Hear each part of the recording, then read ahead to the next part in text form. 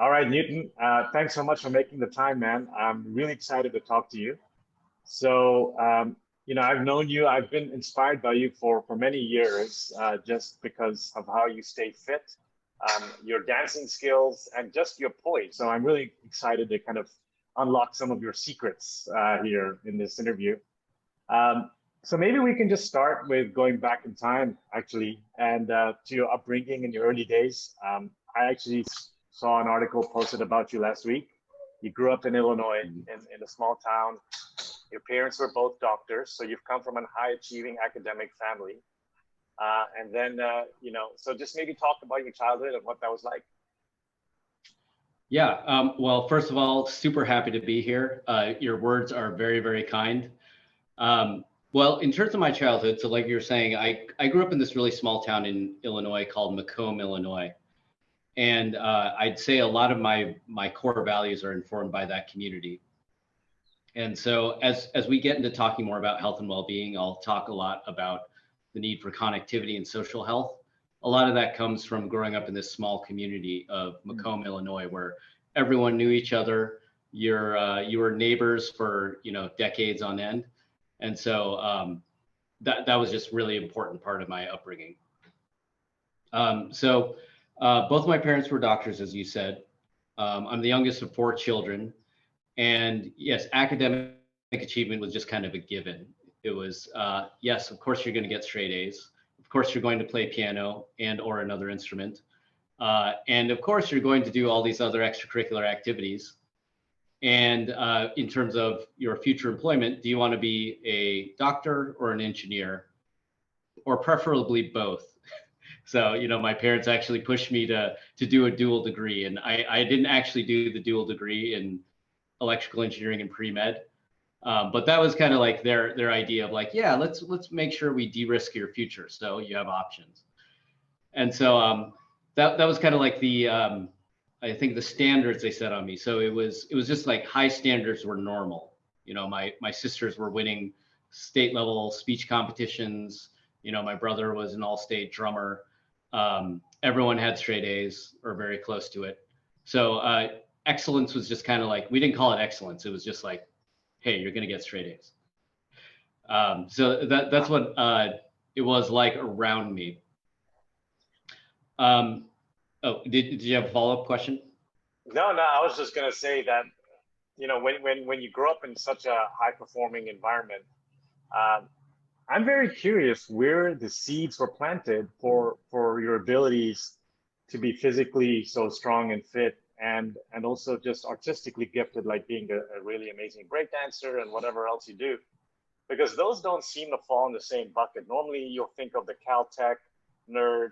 You went to UIUC, which is like in the leagues of Caltech, MIT, Stanford, Michigan, etc. for engineering, top five.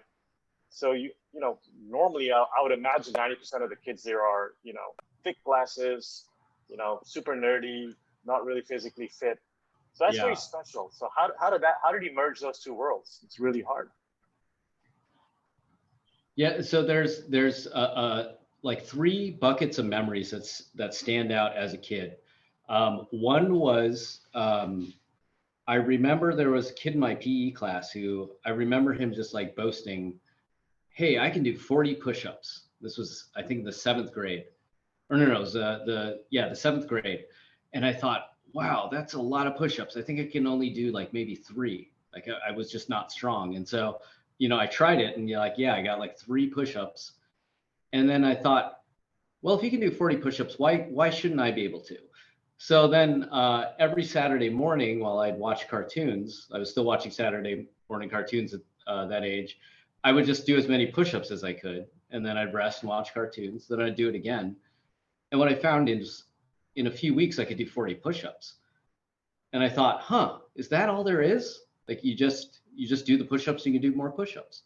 So that was one thing where it was just a very important lesson of just put in the work and you can achieve what you want. The second thing was I used to watch old martial arts movies with my dad on the USA Network. And so, there was like the really old school wire fu ones from Hong Kong, but the ones that I always loved were the Bruce Lee ones. because Bruce Lee just he was real. Like there were no wires on him, and he just looked like this other type of specimen. You know, he had the muscles, he had the abs, you know, he had the screams. And so I started with like, oh my gosh, I want to look like him. I want to be a badass like him. But then as I, you know, kept idolizing him, you know, I learned more about him, and eventually I read his biography, and a quote stood out to me from him, and it was, "The function and duty of a quality human being is the sincere and honest development of one's potential." And that stuck with me, and it gave me this sense that I'm like, oh, okay, am I growing for a purpose, or growth is the purpose? And I'm still reflecting on that to this day, but it's kept me going in this cycle of finding purpose, growing, finding purpose, and growing. And then I think the last one was my brother. At some point, he came into my room, and he just started flexing one day, like showing off his muscles. And like I didn't remember him having muscle, but suddenly he had just like huge biceps. I'm like, what the hell happened here? And it turned out he had my dad's old weights, and he had just been doing bicep curls for weeks in his room. So then after that, I started going to the YMCA with him to work out. I'm like, hey, like kind of like the 40 push-ups, like, can I just grow huge biceps like that if I put in the work? And it turned out you could. So, you know, it was like I learned, put in the hard work, you can achieve anything. Um, you know, this cycle of growth and finding meaning and purpose. And then lastly, like it's pretty fun having big biceps.